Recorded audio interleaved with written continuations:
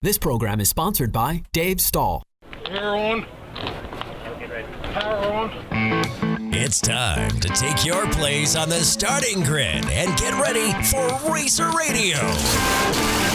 Your host, Dave Stahl, about to take you for a white-knuckled lap around the motorsports industry, covering everything from top-notch national drivers and crew chiefs right down to your local kid racers and racetracks. Watch for the apex, because here comes Racer Radio with Dave Stahl.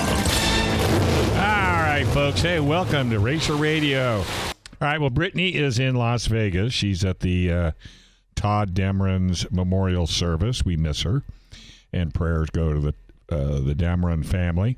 But we have a very special guest on the line. We got Davey Coombs. He runs and promotes the U.S. National Motocross Series and the biggest motocross magazine in the world, Racer X. How you doing there, Davey? Good, Dave. Just enjoying a Sunday in the off season. Yeah, tell me you're not working.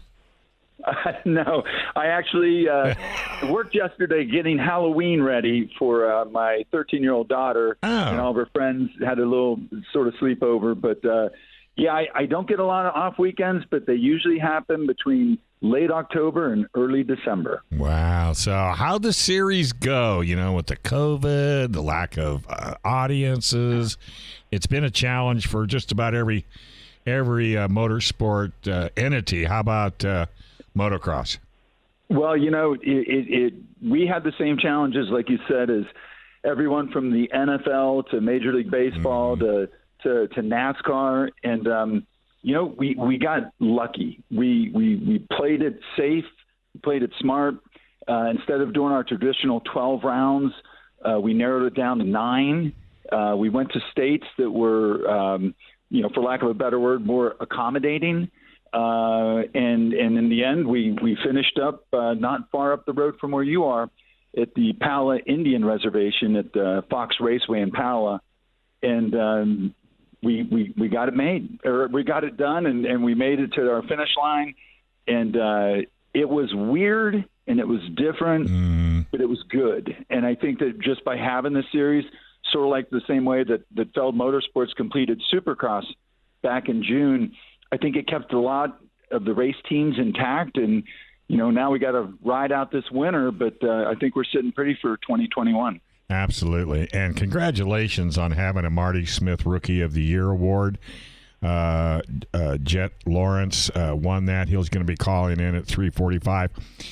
Brittany had him set up for both of you to call in, but I just didn't want to do that. I wanted to give you a full segment, and I wanted to give Brett a full segment because you both deserve, a complete segment because of what you do. You putting the program together and Jet winning it, and it was on TV. I got to watch it. What a great event that was, man! Oh man! Well, I appreciate it. A lot of people worked really hard. You could tell, out there, and Myron Short was the promoter. But the cool thing is that Jet, who you're going to love, by the way, he's one of the most charismatic 17-year-old racers, maybe since Ron Lachine or Marty Smith, a couple of San Diego guys. Wow. But he's from Australia. He won his first moto and his first overall national that day, really cemented the inaugural Marty Smith Rookie of the Year award. Mm-hmm. And it couldn't have gone to a better kid. And what's funny is after the race, his team, the Geico Honda team, folded because that was the one casualty that we did have as far as the economy and sponsorship. But he was immediately picked up along with his brother by the Honda factory team proper. Oh, so good. Yeah, he definitely landed on his feet, and he ended the season on an extremely high note. And if you're a Supercross fan in 2021, remember this name, Jet Lawrence. He's going to do some damage. And I got to give you guys some more props. That track at Pala was awesome. It was. They worked really hard. There'd been a drought out there, so they did a lot of watering, a lot of prep, and even knowing that it was going to be a limited amount of fans, and we were shocked by the amount of fans that showed up, to be honest. We really were worried that it might be dusty. But man, it was a man's track, and it was safe, it was challenging, and it was spectacular. It was fast. And I tell you what, if you didn't get your ducks in a row, that track could bite you in a heartbeat. I mean, there were some pretty top drawer riders that the track got a bite of them. But what a fantastic event. I mean, it was sit on the edge of your seat from beginning to end. It was that good of a race, I'm telling you. Yeah, Jet had a flawless day in the 250 class, but the kid in the 450 class, Adam Cianciarulo, did in fact throw it away. Wait a minute. Now, do you think he threw it away? Or I can't remember the bike. Who was the bike in front of him? It looks like he kind of went out, elbows hit, and Cianciarulo bit the dirt.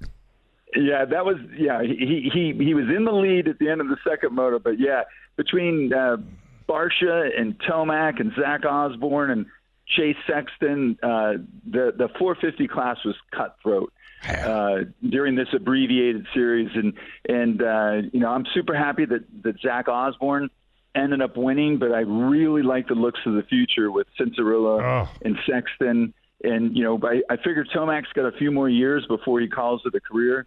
But they're lining up already to replace Eli, and it's fun to watch. I think if Eli watched that race, he might be thinking about retirement next year. Because I am telling you, these young kids, and Cianciarulo, I mean, not only was he good on the track, but he was good behind the mic. I mean, a little bit forceful, but committed. And just did such an awesome job. But one thing I liked about the fact that he went down. He ended up fourth, I think, at the end of the race, fourth or fifth. Which coming from the back of the field on a track that virtually was unable to pass on. It was that tough. He just was. He made his team proud. Whether he wins or loses, he made his team proud. And he's going to be another rider to reckon with for next year. And I think that's what's good about the program you have put together. The young riders coming up are just cream of the crop. Well, the competitive nature of the kids in this sport, and I'm fortunate enough that I get to see them from a very young age, because we also organized the AMA Amateur National Championships, which takes place at Loretta Lynn's Ranch in Tennessee every summer. So I got to see Adam Cianciarulo when he was a little Grom, on a 50, as well as Tomac and Osborne, these guys. And what's cool is we're attracting the best riders from the rest of the world. So I never saw Jet Lawrence race until he showed up on these shores. And he's done nothing but add to what we have in both Supercross and Motocross. And I have a feeling he's going to blaze a path, he and his older brother Hunter, for other kids from Australia and New Zealand to come here, because everyone wants to race in the United States. This is where the very biggest series, which is Monster Energy Supercross, is. It's where the best motocross championship is, which is Lucas Oil Pro Motocross. And it's also where a lot of the industry and magazines and the fan base really is. Motocross is very big in Europe. They have a wonderful World Championship Series. But where you are right now, Dave, is really the cradle of American motocross. It's the birthplace of so many legends, and Marty Smith was just one of those guys. He just happened to be maybe the coolest of all those guys. And I'm talking Rick Johnson, Ron Lachine, Marty Tripes, Brock Glover, Scott Burnworth. The San Diego area is probably turned out more talent than any other city and area in the whole world. And I'm talking more so than Belgium, more so than Florida, more so than anywhere. Well, I tell you what, Craig, our Dirt Dude from Verona Speedway, which it gets the next segment, he's listening, and he's going to donate his segment to you so you can come back and we can talk more about motocross and the heroes and champions, not only from San Diego, but in the series. So if you want to hang with me for another segment, you don't have to go put your Halloween stuff back. We'll keep you. I don't I don't, and thank you to Mr. Barona Oaks. You got it, buddy. We'll be right back. You are listening to FM 96.1, AM 1170, The Answer.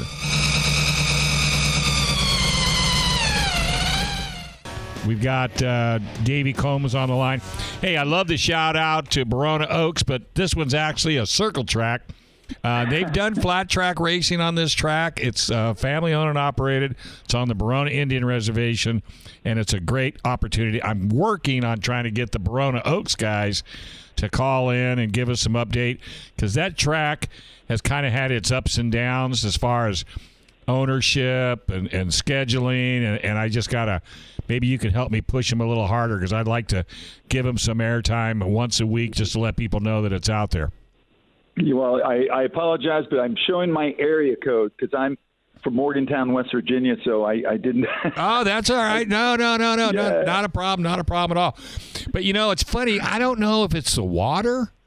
I don't know what it is about some of the fabulous racers, and you may not be old enough, but we used to have the motocross GP at Carlsbad Raceway back in the day. I was lucky enough to get to ride at Carlsbad a couple times, but before I didn't race, but I got to ride there a couple times before it went away. But Dave is a kid, like I said, from Morgantown, West Virginia. We would go through TV Guide and the newspaper every year, just waiting to see when the Carlsbad, Hang 10 USGP was in Wide World of Sports. Yeah. And then we'd listen to Jim McKay mess up the names of every European rider. But it was amazing. And once I figured out that it was always going to be delayed, I would bet my buddies who would win. And I would always say, you should take DeCoster. You take Mikola. I'm going to take this Garrett Wolfsink guy, and we'll see how that goes. That is so funny. And he won 5 times. Yeah, so, I know. Well, you'll love this. So I interviewed DeHammel, not junior, but senior. And it wasn't dirt. It was Superbike, and we were at Auto Club Speedway, and he was a very dry interview. Didn't have a lot of personality. Very, very, very serious. And this is where I learned not to interview racers at the racetrack. It's better to get them either in studio or away from it. So I was trying to figure out a way to kind of break up the air in the room. And I said, by the way, have you ever found that little device that's on a motorcycle that when you go down, it's like GPS. It hunts you down and tries to poke holes in you? He laughed so hard. He says, no, but I have been looking for that darn thing for more years than I care to admit. Yeah. And I apologize. You're speaking about Yvon DeHammel. Yes. The dad from Canada. Yes, he was an amazing racer, and he turned out Miguel, who was also amazing. Amazing. Yeah, they tried to get me to get on the back of that bike for media and ride around Auto Club Speedway and come off the front straightaway at about $1.75 into turn 1. No. I said, you are not getting me on the back. No. Those guys are crazy. But, going back to motocross, it's one of the most amazing sports where you can start off with a factory bike. You can buy it at the store, bring it in, and you can compete. And if you've got the talent, you could win. That's what I like about this sport.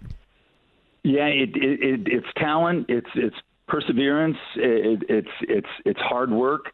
And if you go back in our history and look at guys like Bob Hanna, who basically came out of Palmdale, or some of the guys that were riding at Palm Avenue down below San Diego, which would be RJ and Bader Monet and Berner and those guys. They started with a bike that their dads probably got them at the local bike shop, and they slowly worked their way up. And I think that a lot of the reason that concentration of talent was around, the 619 was if you went to a practice track, there were like 5 or 6 future Hall of Famers that were your age. I know. That were out there riding at the same time. And, it was back then, and we're talking the 70s and 80s, there was so much more land that was available to an off-road motorcyclist, and obviously a lot has changed. And now we have the practice tracks that are up and running 7 days a week. So it's still there. It's just a little more organized, and it's still churning out, amazing talent. Unbelievable. So you'll know this name. My co-host, Brittany Sandoval, who got contacted you, which I think I just love her to death. She had Lars Larson in studio. Oh, yeah.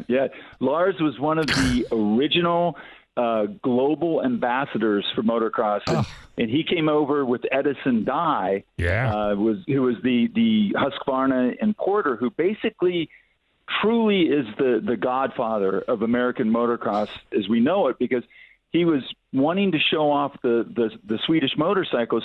So he would have like Lars Larson or Gunnar Lindstrom or, of course, the great Torsten Hallman come over and ride just to show the American public what one of these bikes could do in capable hands. Yeah. And Lars is stayed, and so did Gunnar Lindstrom, and were incredible ambassadors to our sport in general. And the tragedy is, I think motocross in Sweden suffered because so many of those guys decided to stay in America. Sure. But man, if you're in Stockholm or San Diego, I would choose San Diego. I would too.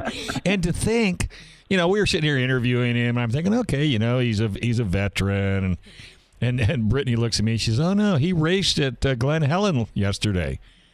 I go, "He what?" He's in his 80s, and he was 450 Husqvarna. I don't know how he did. I think I was in shock and didn't have the nerve to ask. But no, and he was such a great interview. Talk about a plethora of knowledge, man. And that's why I love doing what I do. Nothing I like better than to get the old-time racers on radio and just pick their brains. And, the stories are just endless. And then Smokin' Joe, I can't remember his last name, another long-time racer here in town. But you're right. San Diego has figured out a way to nurture these young motocross riders. And like you said, maybe it has to do with, all the land that we have for where these kids could practice. And Marty Smith, I helped promote Marty's class that he had out in East County. And somebody had sent me a video I had done on local television that I'm still on. And I cherish that video to this day because I didn't know where it went, but somebody had found it. That's really cool. And, last weekend at Glen Helen, Scott Burnworth, who, is an El Cajon guy, had a Marty Smith memorial race. And he invited all kinds of people from around the country to bring their old, 73, 74, 75 Elsinores and two-strokes and have a race of honor for Marty. And Brock Glover had it won to the very end, and then a friend of mine from Michigan named Todd DeHoop got him like right at the end. But Burner did everything perfect for Marty and Nancy. Guys like Tommy Croft were out there, David Bailey, Rick Johnson, just all the people who followed. They either raced with Marty or they followed in Marty's footsteps. Yeah. And it was one of those times where I was like, dang, I can't believe I don't live in California. I'd have been there. I know. And Brock Glover. Oh, I've done so much with Brock. His son, I can't remember what, he's got a disease. I can't remember what it is. And he was doing a lot of fundraising for his son, and I did everything I could to help him. In fact, I helped Brock get his own radio show for a while. But they're all class acts. Every one of them was such a great representation of motocross. I mean, you couldn't have found a better representation than the Marty Smiths and the Brock Glovers and all the rest of them, the DeHoops of the world. And I'm so glad that they're all getting back together periodically. And I think the Marty Smith Memorial Race is really going to do a lot for people to get back involved with the heroes of days gone by. Yeah, absolutely. And, Burner is a real historian and sort of keeper of the flame. And, he's got the coolest old gear, the best old bikes, and Burner, just like Glover, probably still fits in the gear that he wore in 1980. Isn't that disgusting? And I hate that. I just I tried to get my Army uniform the other day. I couldn't even get my arm down the sleeve, let alone put the jacket on. So now I get it. And Brock Glover, now he works for Dunlop. In fact, I got to get him back on air again because he was such a great interview as well. And I love the stories. I just absolutely love the stories. And one of the best things that ever happened to me was Brittany. But I've got, let me see, what's the name of that? I'll have to look. There's a Brittany turned me on to this, but if you get a chance, Google Dofo Winery, D-O-F-O Winery. Oh yeah, I've heard about this place. It's a motorcycle oriented, the memorabilia and stuff. I want to say Temecula. Yeah, get it. Yeah. Just Google D-O-F-O. And when you do, click on images, and you will pass out. And if you ever come out to San Diego, Brittany and I will make a concerted effort to take you to Temecula and let you go through the museum. You will just, your heart will stop. Well, Dave, I'm in. And by the way, tell Brittany I said I hope her foot's doing better. I know she missed the last national. She wanted to come out really bad. I know. Hiking around in that boot cast would have been a long day. It would have been. And she's trying to get well for next year's season, so don't let her kid you. That's all she's trying to do because she wants to get back into her dwarf car. She is such a sweetheart. Buddy, I can't thank you enough. And the door is open anytime you want to get on the show and promote the races for next year, talk about the winners, talk about the losers, and if you've got sponsors that you're trying to romance, you've got a spot on KCBQ's Racer Radio anytime you want it. Well, Dave, I really appreciate that, and thank you to the folks at Verona for letting me be on a little longer. And like I said, you're going to love Jet Lawrence. Ask him about donuts. Okay, I will ask him about donuts. All right, buddy. You have a great rest of your weekend, and keep up the good work, my friend. Thank you. Thank you for having me on. My pleasure. All right, folks, we're going to take a quick break. Scott Delosio is in the wings right here on FM 96.1, AM 1170, The Answer.